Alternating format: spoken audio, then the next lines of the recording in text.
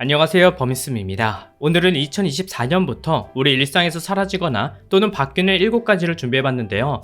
물론 좋은 소식도 있겠지만 그렇지 않은 소식도 있습니다. 하지만 모두 2024년부터 달라진다는 점을 기억해 주시고 미리 참고하셨으면 좋겠습니다. 그럼 바로 시작해볼게요.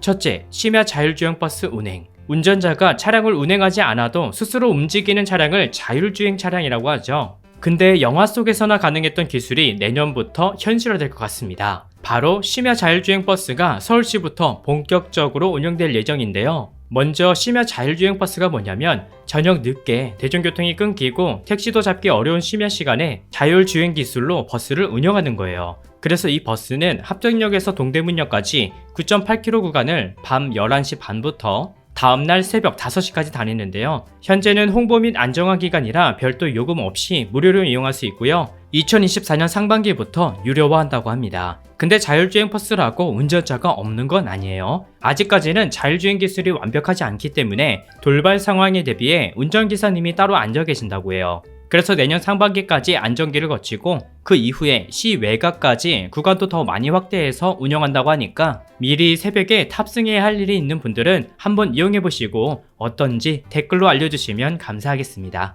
둘째, 드론 택시 상용화. 자율주행 버스에 이어 이번에는 드론 택시가 상용화된다는 소식인데요. 예전에는 5단계 자율주행 운전반에도 상상 속 이야기로만 느껴졌지만 아무래도 드론 택시가 더 빨리 우리 곁에 다가올 것 같아요. 먼저 정확한 명칭은 얼반 에어 모빌리티라는 도심 항공교통을 말하는데요. 이렇게 미니 항공기처럼 생긴 드론을 타고 하늘을 상공해서 원하는 위치로 이동하는 기술을 2024년도까지 완료하고 1년 뒤인 2025년부터는 정부가 본격적으로 상용화한다고 밝혔습니다. 그래서 이게 잘 진행되면 여의도에서 인천공항까지 1시간 정도 소요되던 출퇴근길을 무려 20분 만에 갈 수 있다고 해요.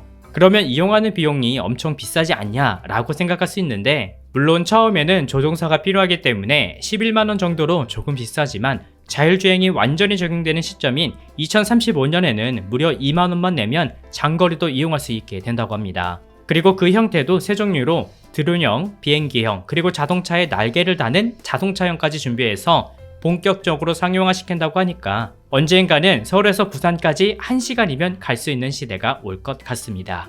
셋째, 지하철 의자가 없어집니다. 2024년 1월부터 지하철 4호선과 7호선 열차 중에서 환승역의 출구 계단과 가까운 2개의 칸의 객실 의자를 모두 없앤다고 하는데요. 갑자기 지하철 의자를 없앤다니 이게 무슨 소리인지 궁금하실 수 있어요. 이렇게 하는 이유는 바로 출퇴근 지옥철을 해결하기 위한 방안으로 진행될 계획이라고 해요. 현재 4호선과 7호선의 열차 혼잡도는 승차 정원보다 2배 가까운 승객이 타고 있다고 합니다.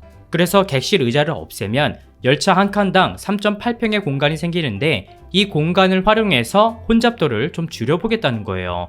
얼핏 보면 정말 괜찮은 아이디어 같아요. 하지만 전문가들과 시민들의 반응은 좀 엇갈립니다. 먼저 객실 의자를 없애면 공간이 생기는 건 맞아요. 근데 혼잡도를 줄일 수는 없다고 합니다. 왜냐면 그 공간을 승객들이 그냥 비워두지는 않겠죠.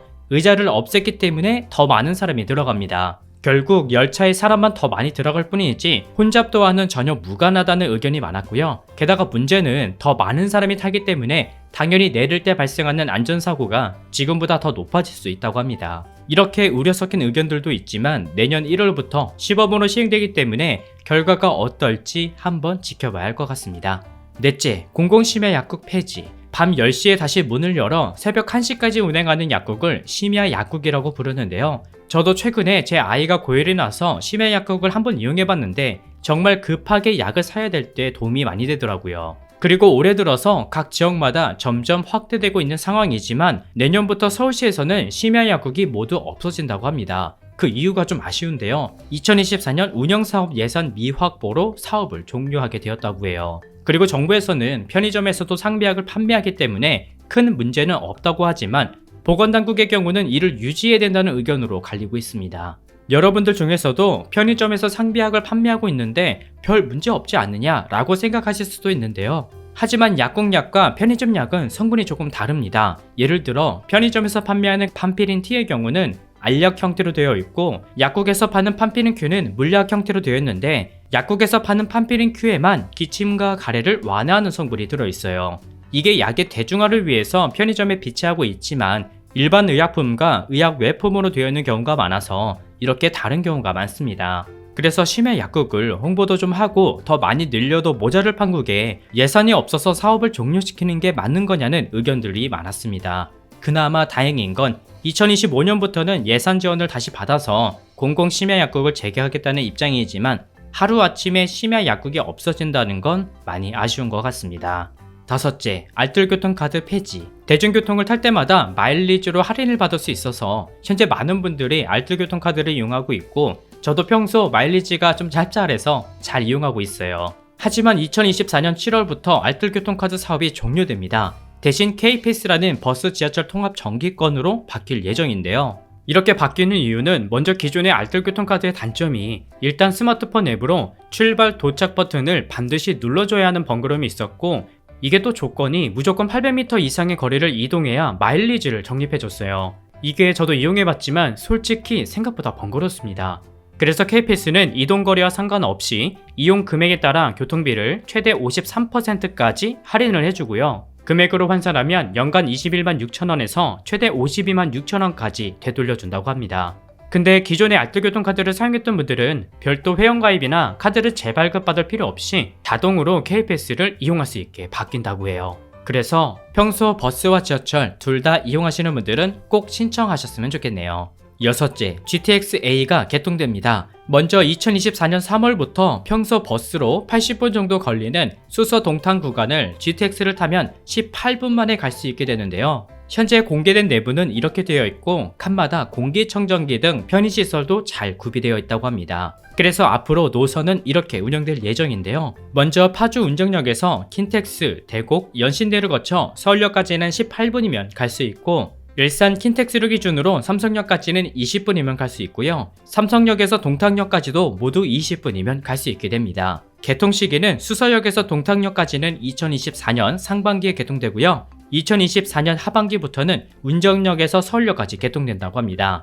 그리고 GTX-A가 모두 연결되는 시기는 2028년도로 예정되어 있고 이 외에도 부평역에서 마성역까지 연결해주는 GTX-B와 덕정역에서 수원역까지 연결해주는 GTX-C 노선도 모두 내년 이후부터 순차적으로 공사한다고 하니까 이 구간을 이용하는 분들에게는 정말 좋은 소식일 것 같습니다.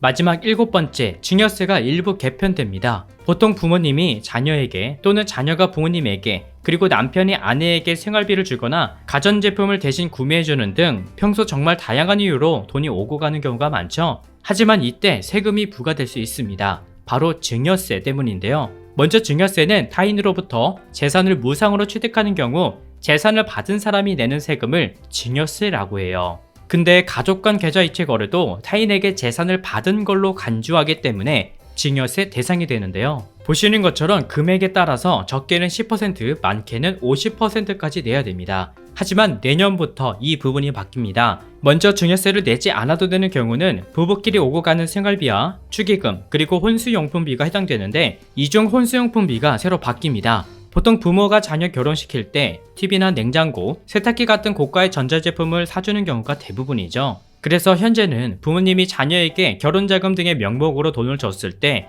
지금까지는 5천만 원까지 공제를 해줬어요. 그래서 이 금액을 넘기면 10에서 50% 세금을 내야 됐는데 2024년부터는 혼인신고일 전후로 각 2년 이내에 직계 존속으로 증여받은 재산은 1억 원까지 추가로 공제가 됩니다.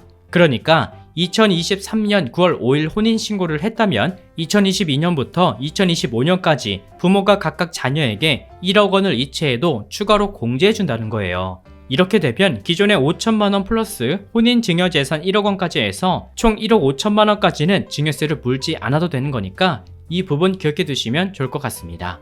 이 외에도 2024년부터 바뀌는 교통법에 대해서도 지난 영상에서 알려드렸는데요. 아직 보시지 못한 분들은 지금 나오는 이곳을 눌러 한번 참고하셔서 억울하게 과태료 내는 일이 없었으면 좋겠습니다.